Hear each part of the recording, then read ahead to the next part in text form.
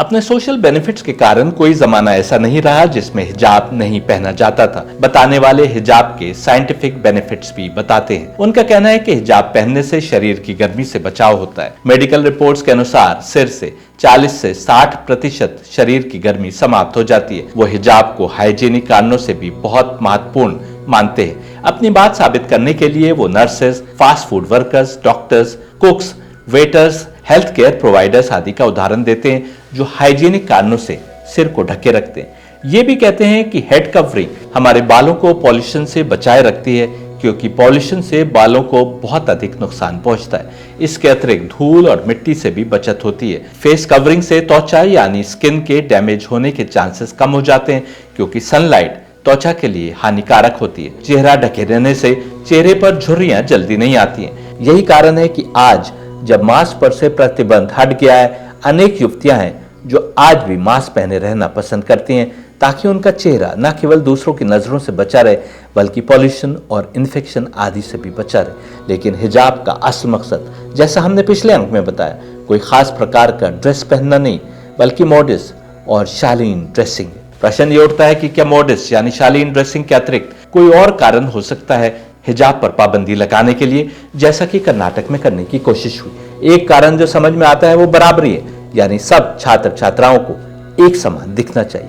France यदि हिजाब के विरुद्ध कानून बना रहा है तो उसका कहना है कि पब्लिक में धर्म के नाम पर कोई भी रस्म रिवाज नहीं निभाया जा सकता। ऐसा कानून यदि हर किसी पर लागू हो तब तो बात कुछ हद तक समझ में आती है। हालांकि यहां भी प्रश्न उठ सकते हैं कि आप धर्म के दिखावे पर तो पाबंदी लगा रहे हैं, लेकिन अधर्म के दिखावे पर पाबंदी कैसे लगाएंगे? यानी समलैंगिकता किसी भी धर्म के कानून के विरुद्ध है। इसकी बात तो फ्रांसीसी समाज में खुलकर हो रही है। लेस्बियनिज्म की, होमोसेक्सुअलिटी की, जायज और नाजायज सेक्स के बीच का अंतर मिट चुका है। धर्म आध्यात्म और रूहानियत की ओर लाने की बात करता है और रजसिक यानी मैटेरियलिस्टिक मोह से या इंद्रियों के आकर्षण से कटने की बात करता है। धर्म तो मन के अंदर जिया जाता है, ना कि सड़कों पर। धर्म को छोड़ जो अधर्म बनता है वो सड़कों पर या दिखावे के लिए जिया जा सकता है। फ्रांस धार्मिक रीति रिवाजों को तो परे करने को कहता है, लेकिन जो कुछ अधर्म है उसको मान्यता देता है। इस पर विस्तार में नहीं जाते। समझने की बात बस ये है कि हिजाब पर पाबंदी बराबरी और भेद दूर करने के लिए भी लगाई जा सकती है। फ्रांस का भी दावा है कि वो इसीलिए हिजाब पर पाबंदी लगा रहा है। कर्नाटक हाईकोर्ट में अपने फैसले में कहा था, Holi Quran does not mandate wearing of हिजाब। Islam does not cease to exist if hijab is not followed. High court ने यह भी कहा कि in the Quran the term hijab refers to a partition or curtain in the literal or metaphorical sense. It is a screen of some sort that partitions an individual from another. कितने अफसोस की बात है कि जैसे कुरान के लिए कहा जा रहा है कि उसमें हिजाब को आवश्यक नहीं बताया गया, उसी प्रकार अनेक लोग गीता के लिए भी कहते हैं कि उसमें अर्जुन के लिए लड़ना आवश्यक नहीं था। कुरान को ये तो कहेगा नहीं कि यदि तुमने हिजाब नहीं पहना तो आसमान से पत्थर आएगा जो तुम्हारे सिर को फाड़ता हुआ गुजर जाएगा। ना ही कृष्ण ने अर्जुन से कहा कि यदि तुमने अस्त्र नहीं उठाए और युद्ध नहीं किया तो परमात्मा तुम पर डंडे बरसाएगा।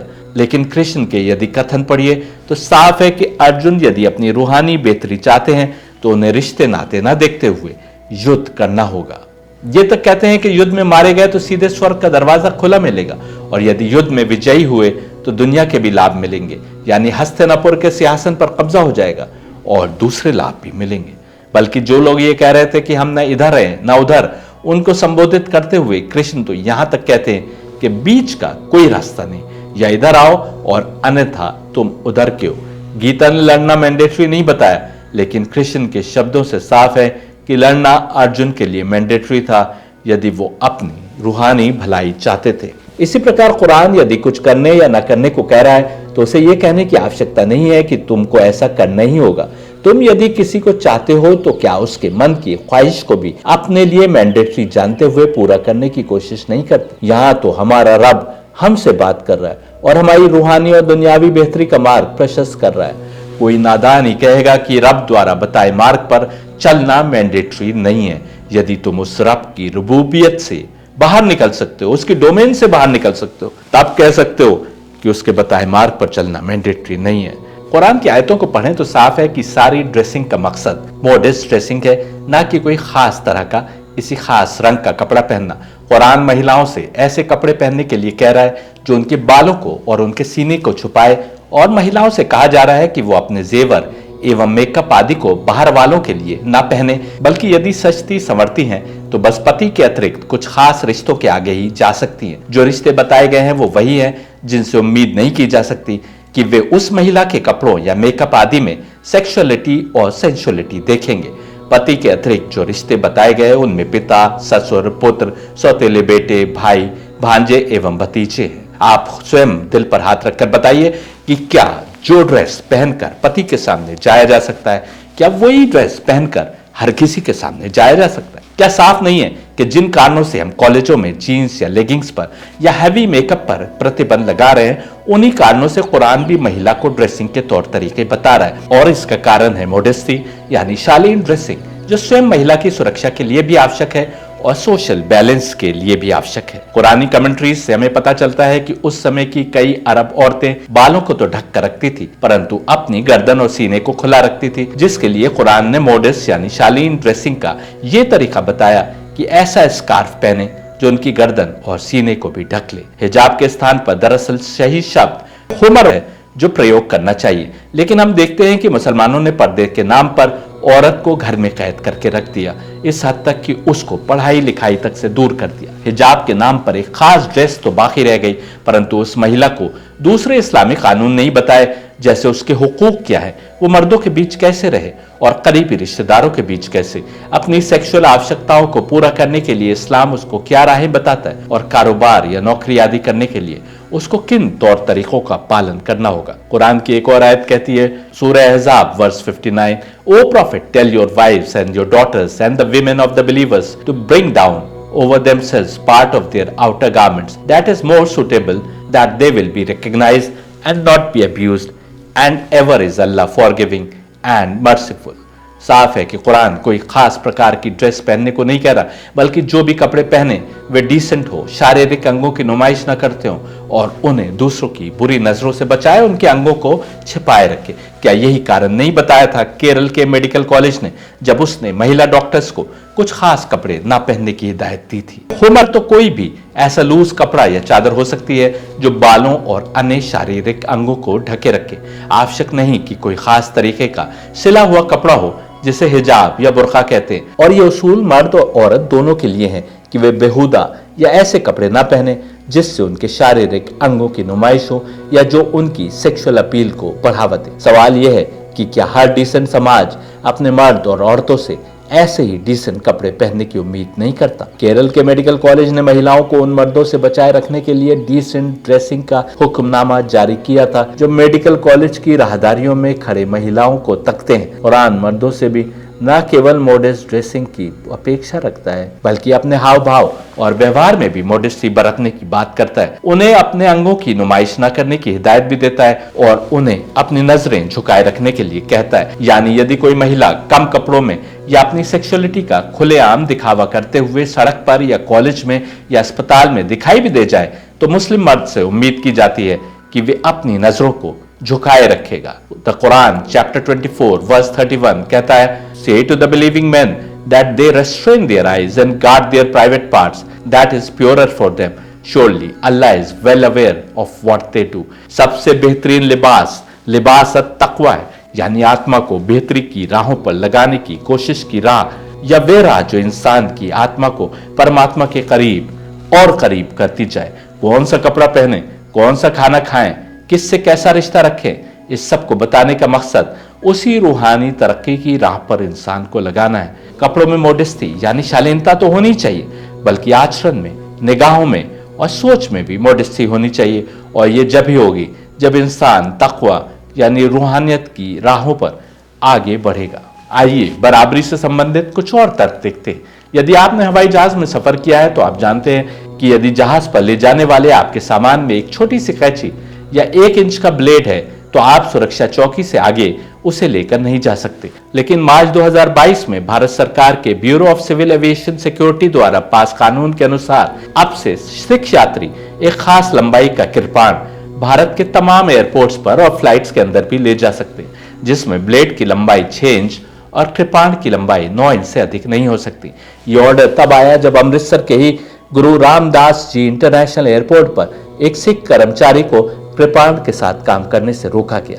ये ऑर्डर आया है तो केवल इसलिए क्योंकि सिखों के धार्मिक रीति रिवाजों की हमें चिंता है, या इसलिए कि सिख इतने ताकतवर हैं कि अपने रीति रिवाजों को मनवा पाने में सक्षम है, जबकि मुसलमान आर्थिक और सामाजिक सीढ़ी पर इतना पिछड़ चुके हैं कि अब उनकी चिंता करने वाले कम और कम होते जा रहे हैं। क्या कृपाण न ले जाने से सिख धर्म आहत हो जाएगा? नहीं, जबकि यही तर्क हिजाब के लिए दिया जाता है कि इसको ना पहनने से इस्लाम समाप्त थोड़ी हो जाएगा। ये ऑर्डर लाने के लिए सरकार ने पब्लिक सिक्योरिटी के नियमों को भी ताक पर रख दिया। यदि यही नीति सब जगह लागू होती तो हम कह सकते थे कि भारत में सरकारें और कोर्ट्स हर निवासी की चिंता करते हैं। लेकिन असली हकीकत यही है कि क्योंकि सिख आर्थिक और सामाजिक तौर पर इतने ताकतवर हैं कि सरकारें उनकी चिंता करने पर बाध्य हैं, इसलिए कोई उनके धार्मिक रीति रिवाजों में छेड़छाड़ करने की सोच भी नहीं सकता। हालांकि ऐसा नहीं है कि कभी किसी सिख ने कृपाण का दुरुपयोग न किया हो। लॉकडाउन के समय में एक वीडियो वायरल हुआ था जब एक ऑटो ड्राइवर सिख ने अपनी तलवार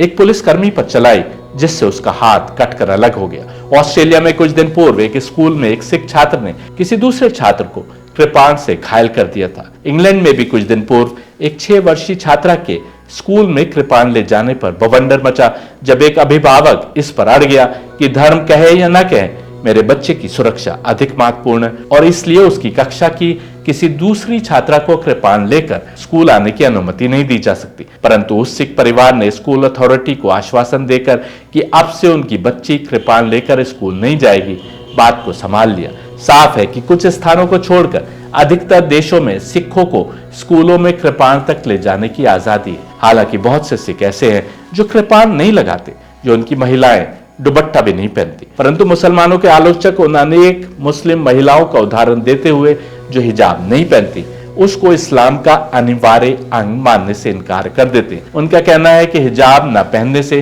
कोई मुस्लिम होने से बाहर नहीं हो जाता। ये लोग बताएं कि कृपाण लगाने से या ना लगाने से क्या कोई सिख नहीं रहता, या क्या जनेऊ ना पहनने से या सिंदूर ना लगाने से कोई हिंदू महिला हिंदू नहीं रह जाती। एक उल्लेखनीय मामला दिल्ली में भी सामने आया जब जुलाई 2021 में एक सिख महिला को DSSSB की परीक्षा देने से रोक दिया गया क्योंकि उसने कृपाण और कड़ा पहन रखा था। उस परीक्षा में हिजाब पहनी महिलाओं को भी रोका गया, परंतु जहां हिजाब के कारण रोके जाने का इशू अखबारों की सुर्खियां नहीं बन सका, सिख महिला की ओर से हाई कोर्ट में पिटीशन दाखिल किया गया, जिसमें उसकी ओर से वकीलों कपिल मदान और गुरमुख सिंह अरोड़ा ने केंद्र से आह्वान किया कि वे संविधान के आर्टिकल 14A, 19 और 25 के तहत जो फंडामेंटल राइट्स दी गई हैं उनको नजर में रखते हुए दिशा निर्देश जारी करें। वकीलों ने कोर्ट में कहा कि for a Sikh to wear and carry kirpan and kara is very pious and is an essential element of their practice of Sikh religion. The law recognises that religious freedom is primarily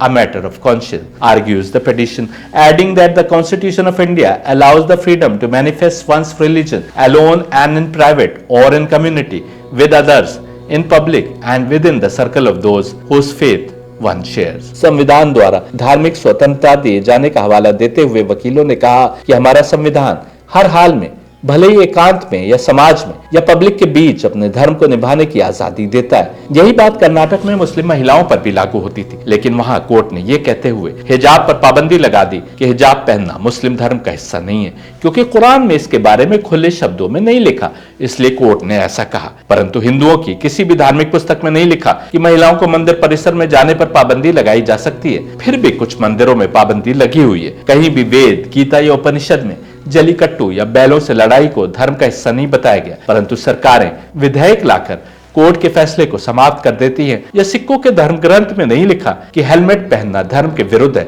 जिससे साफ हो जाता है कि हिजाब पर कानून बनाने के पीछे बराबरी या समान ड्रेस कोड का होना मंशा नहीं, बल्कि कुछ और ही मंशा है। यहाँ यह भी बताना आवश्यक है कि 2018 में दिल्ली हाई कोर्ट के सामने एक और केस आया था, जिसमें गुहार लगाई गई थी कि CBSC सिख छात्रों के खिलाफ अनजस्टिफाइड रवैया रखे हुए।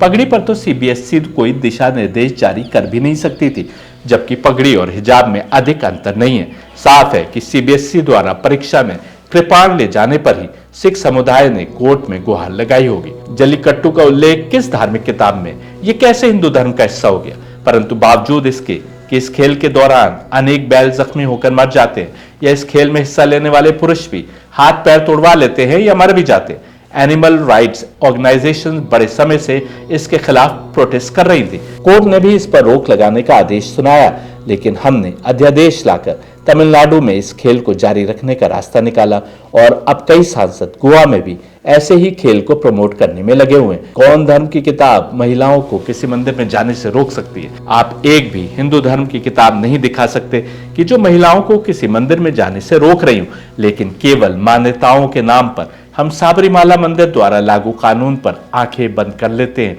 कोर्ट भी आंखें मूंद लेती है, लेकिन हिजाब के मामले पर कुरान में हिजाब के पहनने का उल्लेख न होने की बात करते हुए अपना फैसला सुनाती है। याद रखें, किसी भी देश की छवि इस बात से बनती है कि वहां इंसाफ और हक के उसूल पर कितना शिद्दत से अमल होता है। विशेषकर राम राज्य में तो उम्मीद नहीं की जा सकती कि किसी के हक कुचले जाए या उसके साथ इंसाफ ना हो। ठीक इसी प्रकार दिल्ली में जब बाइक या स्कूटर चलाने वाली महिलाओं या पीछे बैठी महिलाओं के लिए हेलमेट पहनने को अनिवार्य किया गया, तो सिख समुदाय के एहसासात को देखते हुए दिल्ली सरकार ने 2014 में केवल सिख महिलाओं को हेलमेट पहनने से छूट दे दी, भले ही वो बाइक या स्कूटर चलाई ही क्यों ना रही हो। इसके पीछे कोई धार्मिक कानून भी नहीं था, बल्कि सिखों का कहना था कि हेलमेट कैप के समान दिखता है, जो कि स्लेवरी यानी गुलामी की याद दिलाता है। यदि ऐसा है, तब तो समूचा भारत अंग्रेजों की गुलामी से निकलकर आजाद हुआ है। हमको भी तो गुलामी की याद आती है तो हमारा भी खून खौल जाता है। परंतु चाहे कितने ही तर्क क्यों न दे डाले, हमको हेलमेट न पहनने पर चालान तो देना ही होगा। चंडीगढ़ में 3 वर्ष के अंदर 24 महिलाओं की रोड एक्सीडेंट्स में मौत हुई और 85 घायल हुई। इस पर हाईकोर्ट ने रोड एक्सीडेंट्स में महिलाओं की बढ़ती मौतों पर सुओ मोटो केस दर्ज किया, तो वहां के प्रशासन को केंद्रीय गृह मंत्रालय से कहा गया कि दिल्ली सरकार द्वारा जारी आदेश की तर्ज पर चंडीगढ़ में भी सिख महिलाओं के लिए हेलमेट पहनना अनिवार्य नहीं किया गया, जबकि the motor vehicle act 1988 two wheeler चलाए जाने वाले हर व्यक्ति के लिए हेलमेट पहनने को लाजमी करार देता है। इसी प्रकार पंजाब और हरियाणा में भी सिख महिलाओं को हेलमेट पहनने से छूट दी गई है। मुझे समझ नहीं आता कि जो सरकार किसी की धार्मिक या समाजी भावनाएं आहत ना हो, उसके लिए इस हद तक जाने के लिए तैयार है कि उनकी या अन्यों की सुरक्षा को भी नजरअंदाज कर देती है। वो मुस्लिम महिलाओं द्वारा बालों को ढकने के लिए पहने जाने वाले हिजाब से क्यों असुरक्षित महसूस करती है? गीता तो कहती है कि जो पंडित है यानी ज्ञानी है, वो ब्राह्मण में, गाय में, हाथी में, कुत्ते में और यहाँ तक कि कुत्ते का मांस खाने वाले में भी भेद नहीं करता और सबको बराबर देखता है। Gita 5:18 In regard to a Brahmin endowed with learning or humility, a cow, an elephant, or even a dog, or as also one who cooks dog for food, the well-informed ones see the same, यानी without any difference see the same। मुसलमान मांस खाने के लिए बदनाम अवश्य है, परंतु कुत्ते का मांस तो वे भी नहीं खाते। फिर क्यों उनके खिलाफ भेदभाव बढ़ता जा रहा है? गीता ने समदर्शिना का शब्द प्रयोग किया है, जिसका अर्थ हुआ कि वे लोग सबको बराबर की निगाह से देखते हैं, किसी में भेदभाव नहीं करते। जो लोग पोजीशंस ऑफ पावर में, जैसे राजनेता, जज, पुलिस आदि, इनके लिए तो और अवश्य हो जाता है कि यदि वे अपने को पंडित समझते हैं यानी ज्ञानी या जानकार समझते हैं, तो वे इंसान का इंसान से भेदभाव करना छोड़ दे। कानून है तो सबके लिए बराबर है, अन्यथा अपने को कृष्ण का मानने वाला कहना छोड़ दे।